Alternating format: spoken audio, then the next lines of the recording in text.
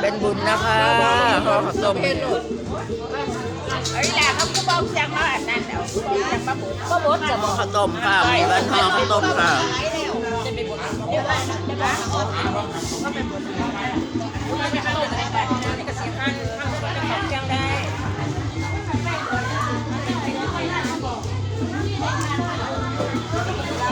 นี่หมอลำนะคะ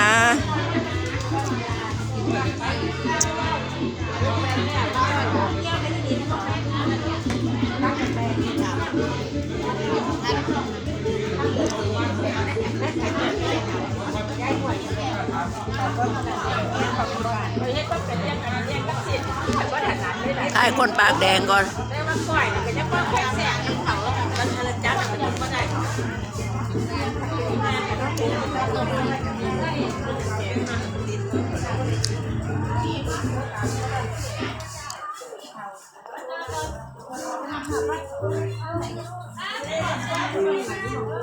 จีเขาจี้กินนะคะเขาจี้ใส่ไข่